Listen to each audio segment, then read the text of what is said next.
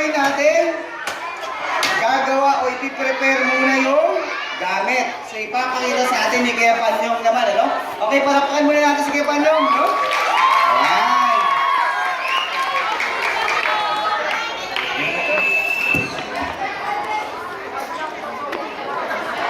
Okay, so unang ihahanda, ito yung kikis-kis para lumika ng init o friction. Okay, upo lang, upo. O walang lalapit, ha? Yan. Okay, so ang gagawin dun sa ikikis-kis, kapag makapal o pag manipis na, bubutasan na lang. Yan, kapag gamit ang dulo ng itak para magbutas siya, na kapag naramdaman nyo yung dulo sa kabila, balik na rin. Okay, lagyan ng hiwa. Yan, so yan yung magiging guide mamaya pag kiniskis natin.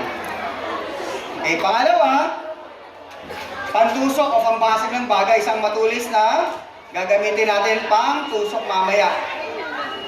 Okay, upo tayo, upo. Upo lang para makita nila sa likod. Ano? Ayan. Walang lalapit, ano po? Pangatlo, ito yung panghawak. Okay, upo tayo. Balik tayo sa upuan natin, mga kids. Balik tayo, dali. Balik tayo sa upuan. Dali, balik muna tayo kay La Mami. Dali, lapit kayo. Sige, upo muna kayo dun sa dati, ha? Ayan, very good. Okay, pang-apat, ito naman yung pusot, ano?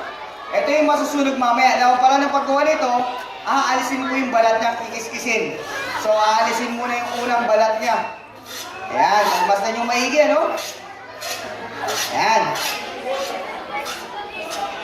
Okay, kapag naalis na yan, ang gagawin po, kikiskisin na natin. O, walang lalapit, ha? Ayun. Eh, alisin na. Ayan na po yung magiging pusot.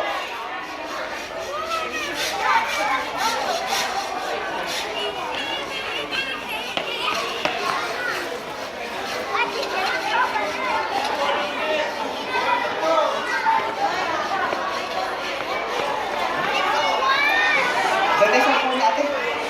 Mabukuhin tayo dito. Nakit ka dito sa upuan niya. Mabukuhin ka. Ayan. Very good. Okay dyan at mabukuhin ka mamaya, ha?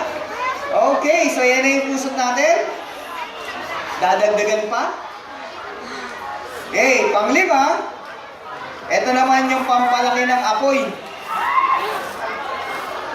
Okay. Pampalaki ng apoy. Mas makapal siya dun sa usot.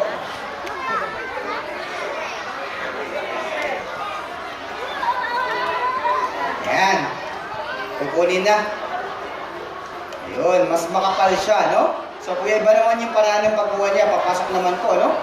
At pwede rin natin siyang gamitin pang dekorasyon. No, ayan, no? Para siyang bulaklak, ano? Ayan, no? Okay, panghuli. Ito yung lagari o kiskisan.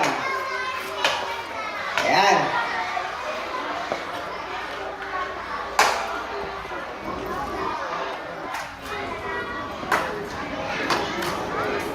Okay, tatagaan siya para lumika ng dalawang gilid.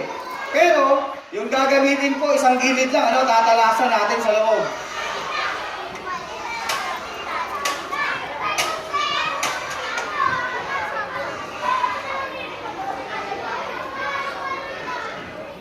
Okay, yun, tatalasan yung kabilang gilid. Ayan.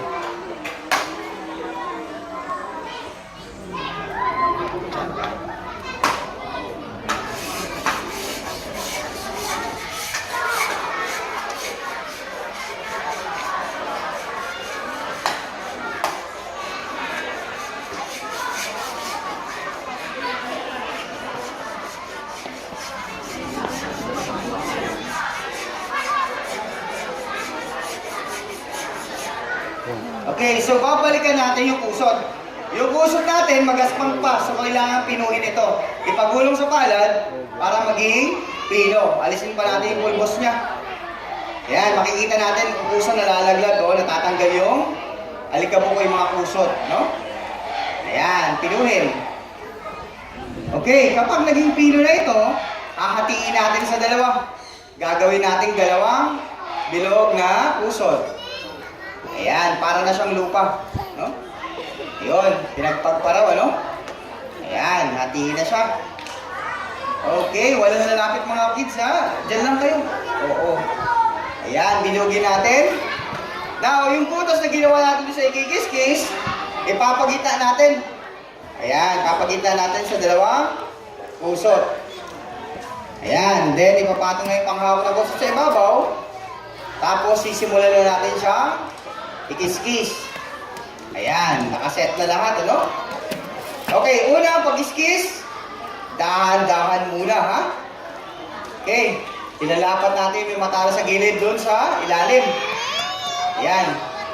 Kiss-kiss, dahan-dahan. Kapag may nakikita na kayo ng usok, ang gagawin nyo, bibilisan. Pabilis ng pabilis para makalika ng maraming init o friction. Okay, ayan na. May nakikita na ba kayong usok? Okay, wala pa. Ayan na, meron na. Wala pa rin. Ayun, may usok na. Ayan, gagawin, bibilisan. Pabilis ng pabilis. Ayan na. Bilisan pa. Hanggang sa masusunog na yung pantalon ng gumagawa. Ano? Ayan. Okay. So, ang gagawin, hipan yan. Now, sa pag-ihip, huwag samahan ng laway. No, mamamatay. So, bawal ang tulog laway. Ano? Yun, hipan pa. Balik na rin. Yan, babalik na rin nyo siya. And ibabalik siya. Yun, hinipan po ulit. Wow! No? Oo. Then ipapatong na yung pampalaki ng apoy. Okay, hinipan po ulit. Yun. Siguro kulang sa palakpak kaya hindi umaapoy. No, ayan. Palakpakan natin siya kanyo. Ano? Ayun. Ayun, may apoy na. Okay, so ang gagawin lang, ilapag siya sa lupa, dagdagan ng tuyong dahon, tuyong kahoy, para tayo po ay makapagluto na. Okay, so yan po yung paraan ng paggawa ng apoy na walang posporo o lighter. Okay, yun po tayo. Okay, so mali hanggang doon na lang po yung may mabahagi namin sa inyo. Maraming salamat at sana nag-enjoy kayo sa manood. Magandang hapon po muli. And back po kay